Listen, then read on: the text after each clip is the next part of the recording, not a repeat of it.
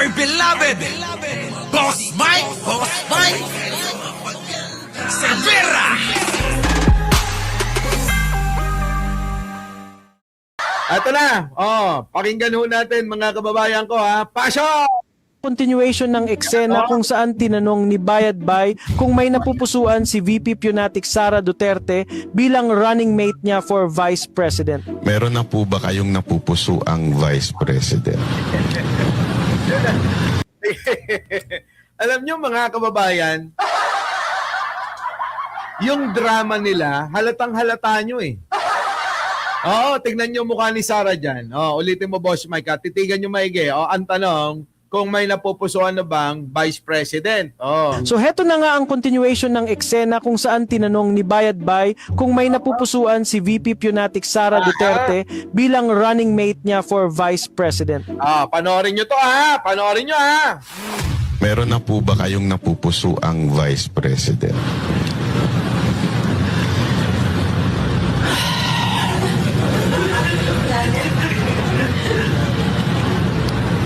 Kasi wala naman yan sa listahan ng mga tanong. Pero imbes na sumagot ng diretso, binuking ni Fiona na scripted lahat, may kodigo siya, at provided lahat ang mga tanong niya. Sana pati sagot provided na rin para hindi magmukhang tanga ang gaga. Wait, sandali andito ba yan? Ayan. At eto siya, mukhang tanga pa rin. At sasabihin, Grabe naman ito Sino kaya ito? Parang kilala ko yung boses na itong nagbibigay ng reaksyon na isa na to. Ano? Ayan ho, mga kababayan ko. Kita nyo. Nako, Diyos ko po. Alam nyo, bobo na lang kayo kapag hindi nyo nahalatang meron talagang tama ito.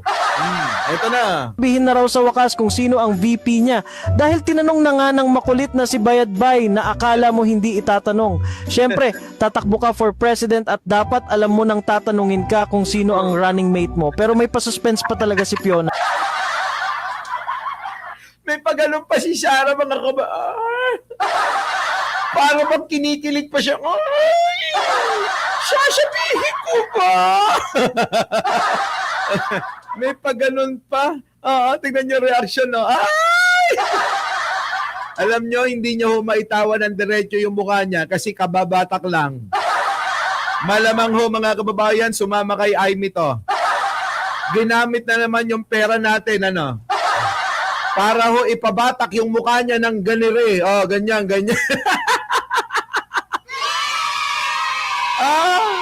Tingnan niyo mga kababayan ko. Hindi normal yung pagtawa ni Sarah. Batak na batak. Sige. Tuloy. Alam mo nang tatanungin ka kung sino ang running mate mo. Pero may pasuspense pa talaga si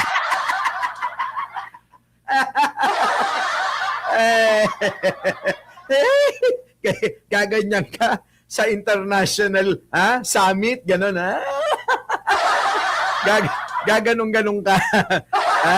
Pag tinanong ka mga kababayan, kunyari lang naging presidente ito, kunyari lang, naging presidente.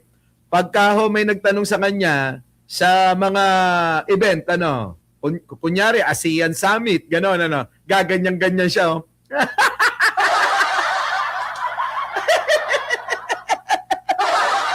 Tapos syempre, yung mga DDS papalakpak pa yan. Magpapalakpakan sila. Ganito ho, mga kababayan ang hinahangaan nila eh. Isa pa nga, Boss Mike. Yan na. At dapat alam mo nang tatanungin ka kung sino ang running mate mo. Pero may pasuspense pa Tuwan-tuwa ako rito. Tuwan-tuwa ako sa reaction niya na to. Sa totoo lang. Parang yung bata na, alam niyo yon na kinilig, dumaan yung crush niya.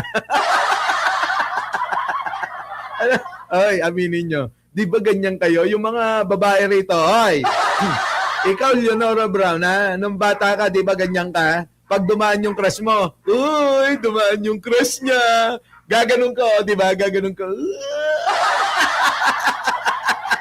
Ayop ka, Sarah.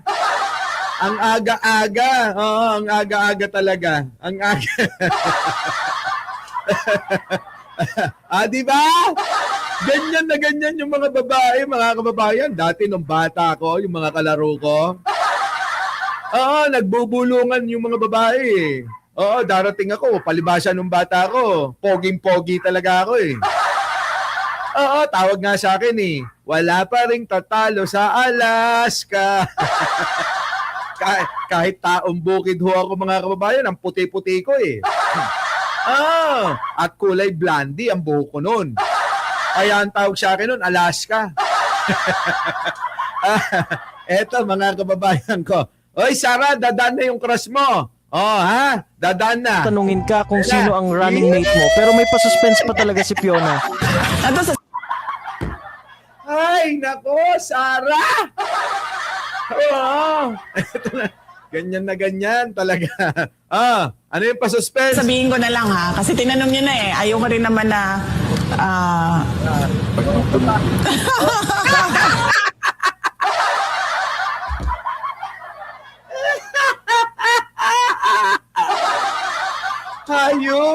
Hayop mga kababayan, ang tindi. Parang kinikiliti yung ano.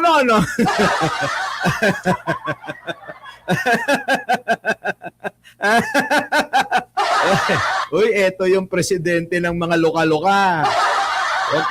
Huwag kayong lolo-loko. Eto yung presidente ng mga loka-loka. Sara, napatawa mo kami. Grabe ang aga-aga. Alam ko, Boss Mike, ganyan. Iisa na sa utak natin talaga. Ito na. may nirecruit ako. Hanggang dyan lang ha. Ang siste at ending, ibinuking na naman ang kabubuhan at kapalpakan niya. Hanggang dyan lang ang sasabihin ko. Nirecruit ko siya last year pa. Kita nyo, nung last year daw, ni-recruit niya na. So, ibig sabihin, grabe, Sarah, ang aga mo talaga mangampanya. Mga kababayan, 2024 pa lang, nagre-recruit na siya. Ibig sabihin, matagal niya na pinaghahandaan. So kasinungalingan yung sinabi niya na noong kanyang nagdeklara na tatakbo, ngayon niya lang daw naisip na para sa politika talaga siya. Yung buhay niya, iaalay niya, utos daw ni Lord yun. Putik na yan mga kababayan, ano? Di iba-iba yung sinasabi, ano? Bakit ho kanyo? Ganyan ho kasi yung wala sa puso. Yung po bang nagsisinungaling lagi. Yung hindi po laging totoo yung sinasabi. Yung nagre-rely lang sa kanyang script, mga kababayan. Ganyan ho, kaya hindi tumutugma sa totoo na nasa isip niya. Kasi ang script niya, hindi siya mismo ang gumawa.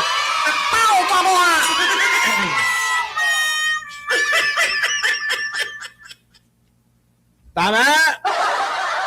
Sabi ko sa inyo mga kababayan ko, bistado si Sarah Yung kanilang sariling drama mga kababayan, yun din ang naglaglag sa kanya.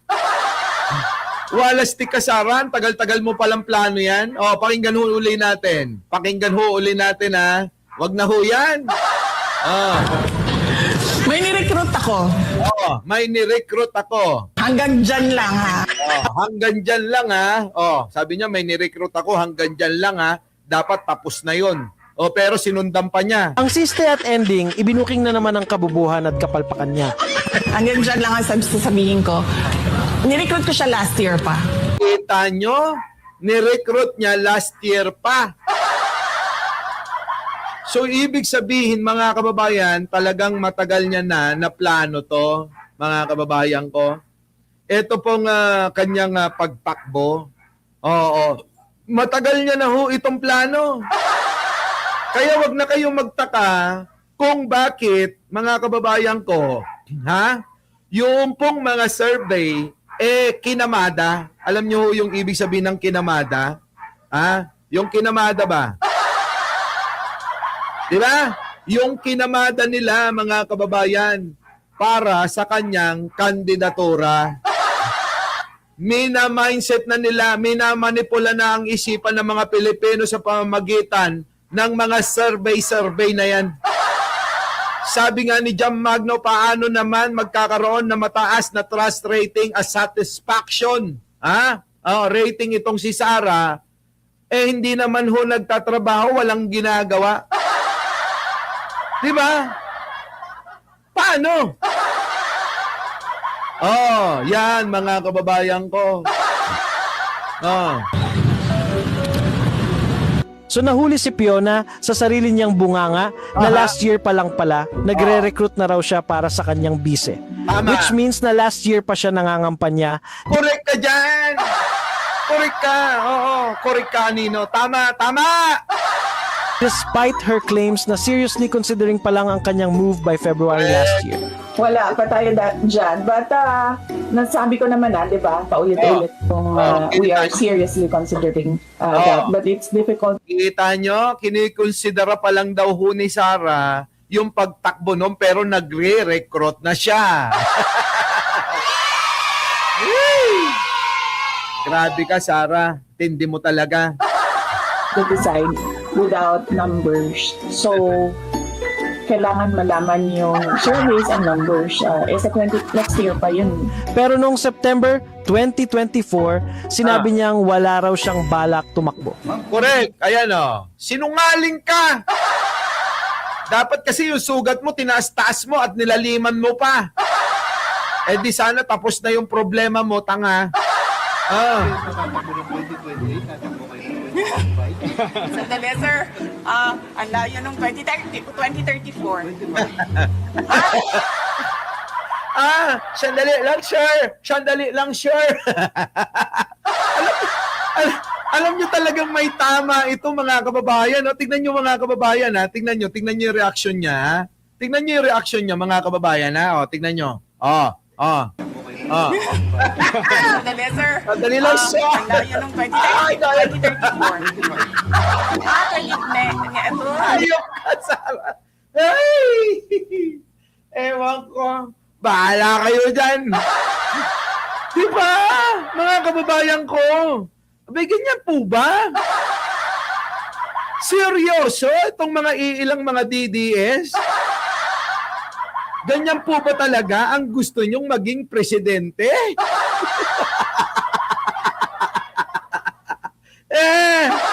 Putik. Diba? O, shoutout to sa lahat ng mga bagong dating, Si Cybernoipy, si Alyssa, sino pa ba? Si Annalisa Uso, si LB, si Perma, Loyola, sino pa? Si Max, Max Sadja, nandyan na, Tessa Modera. Shoutout po sa inyong lahat. Marian Escaso. Mabel Santos. Shoutout po. Arthur Taroy. Nako, Danny. Yan, bahala na kayo. Sumayot.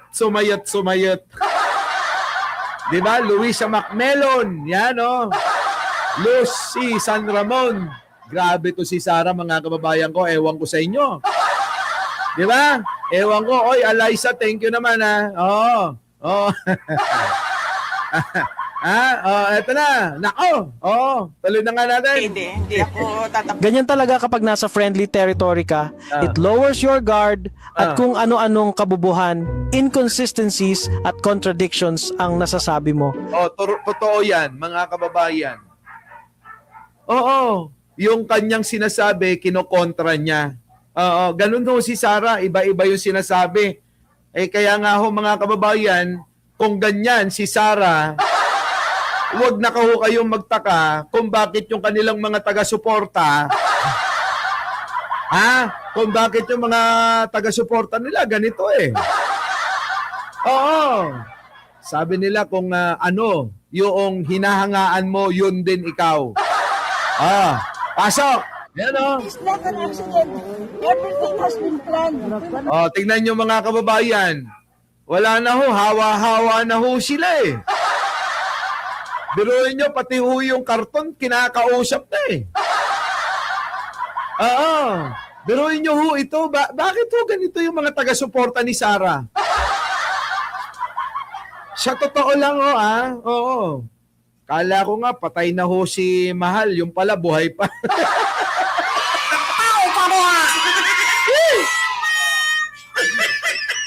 Ay, nako. Ito ho. Ang tagasunod ni Sara. O baka naman, Boss Mike, Lola. Panoorin nyo. Ito na.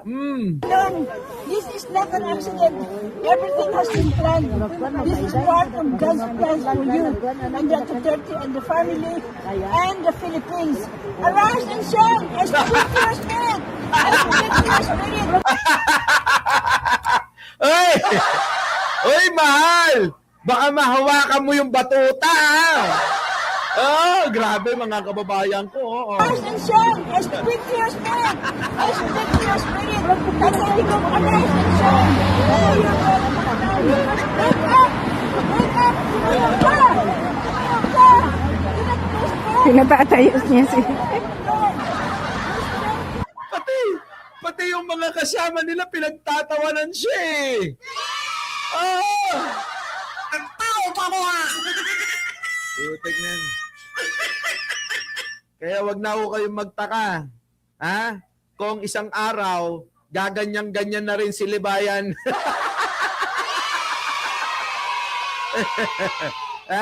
Sa sobrang sa sobrang obsessed kay Atty. Claire Castro ni Libayan. Huwag kayong magulat, magiging ganyan.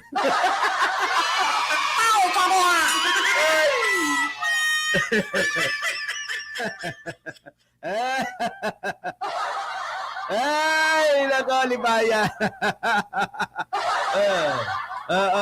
Sige, huwag mong tigilan si Atty. Claire. Hindi na kami magugulat.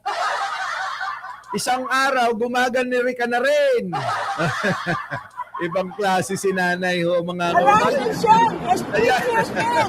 As the your spirit. That's how we go. Arise and shine. Wake up! Wake up! Wake up!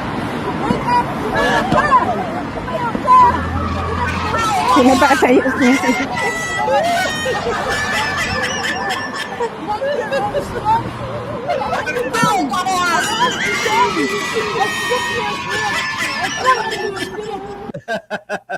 Ay, may orasyon.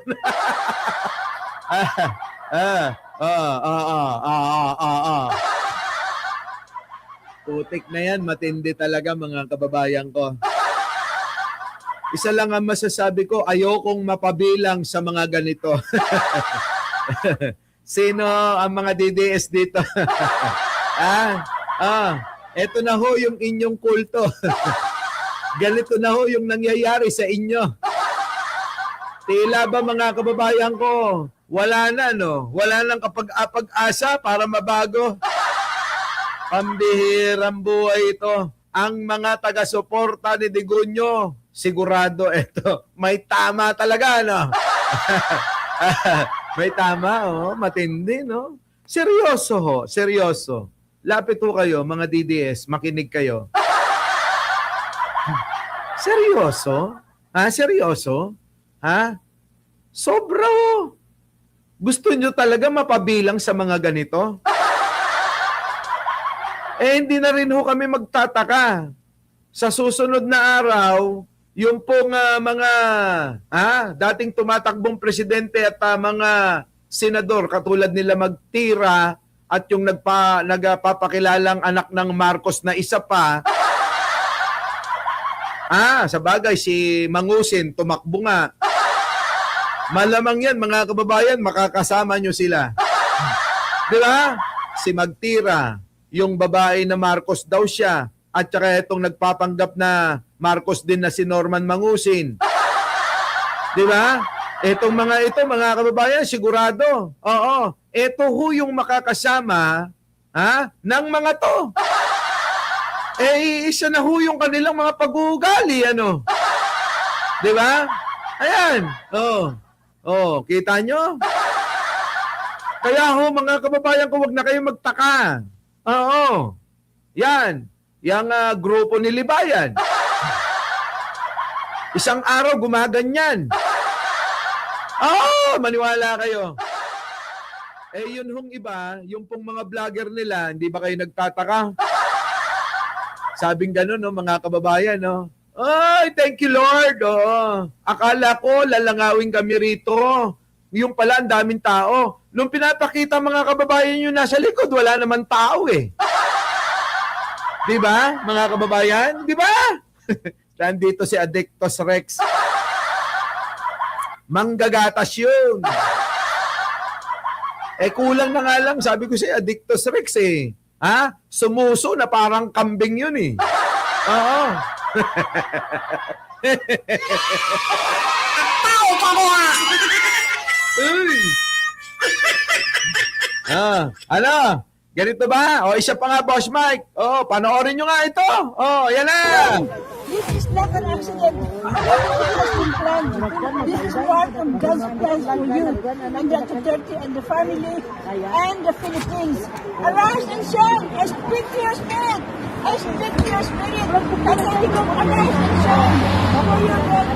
Wake up! Wake up! Tumayo ka! Tumayo ka! Pinatatayos niya si...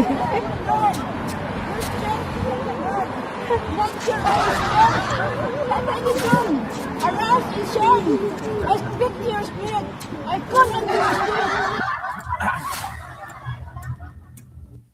Si Cheryl Santamaria, nanggagaslight pa.